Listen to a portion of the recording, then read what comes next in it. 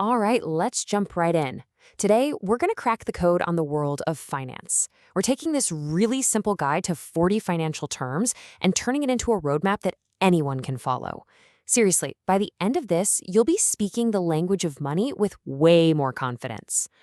So, does the world of finance ever feel like it's speaking a completely different language? You are definitely not alone. The jargon, all those fancy words, can feel like a secret code that's designed to keep you out. Well, guess what? Today, we're handing you the keys to unlock that code so you can join the conversation. So, here's our game plan. We'll start with the basics, your personal financial building blocks. Then we'll get into the first steps of investing, feel the pulse of the market, and finally, get you ready for your next financial chapter. Let's do this. Okay, let's get into it. Part 1, your financial building blocks. We're starting at ground zero here with the absolute fundamentals of your personal wealth. The concepts that really define where you stand financially right this second. First things first, capital. You hear this word all the time. Think of it in two ways. For you personally, it's the money and assets you have to work with. But in the business world, it also means an ownership stake in a company. Either way, it's the foundation of building wealth. Now, this is super helpful. It boils down your entire financial life into just two simple columns. On one side, you've got assets. That's all the stuff you own that has value, like your house, your car, your savings. On the other side, you've got liabilities. That's everything you owe, like loans and credit card debt. And here's where it all comes together. When you take what you own and subtract what you owe, you get your net worth. This is it. This one number is probably the truest measure of your financial health at any given moment. Now let's talk about debt for a second, because pretty much everyone deals with it. It starts with a principal. That's the original chunk of money you borrowed. Then there's the interest rate, which is basically the fee you pay for borrowing it. And the whole process of chipping away at that debt over time, that's called amortization. All right, so now that we've got the foundation down, let's move on to the really exciting part, investing. This is all about how you can make your money start working for you instead of you always working for it. You've definitely heard of stocks, or acciones, but what are they really? Think of it this way. When you buy a stock, you're literally buying a tiny, tiny piece of a company. You become a part owner of Apple or Amazon or whatever company it is. Now, on the flip side, you've got treasury bonds. This is a totally different ballgame. Instead of buying a piece of a company, you're lending your money to the government. And, in return, they promise to pay you back with interest. They're usually seen as a much safer bet than stocks. Now, back to stocks for a second. Some of them come with a sweet little bonus called dividends. This is when the company is doing well, making profits, and they decide to share some of that profit directly with you, the shareholder.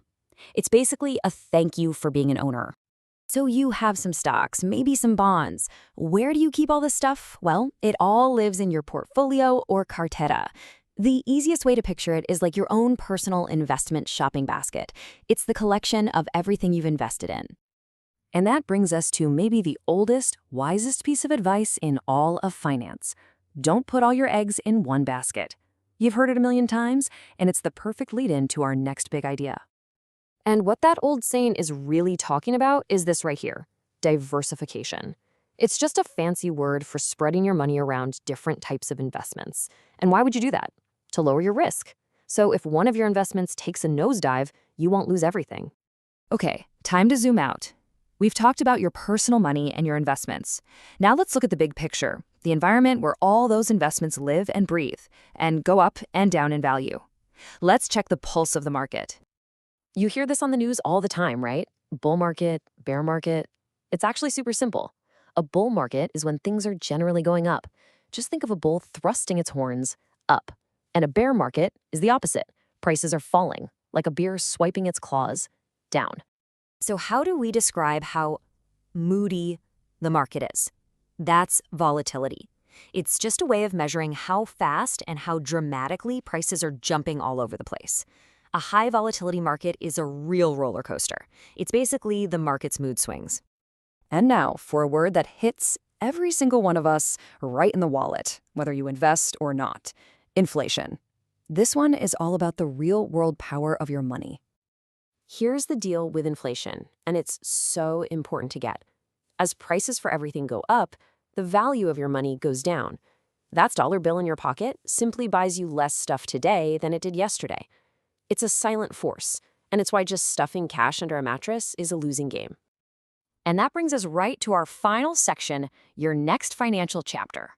Because look, understanding these words isn't just about winning a trivia night. It's the first most powerful step you can take towards actually controlling your financial future. So let's do a super quick recap. Your base, that's your net worth, what you own minus what you owe. Your tools, things like stocks and bonds. Your strategy, diversifying your portfolio. And your environment, always keep an eye on inflation and volatility. So I really want you to walk away with this thought. The language of finance is not some secret password to a club you're not invited to. No way.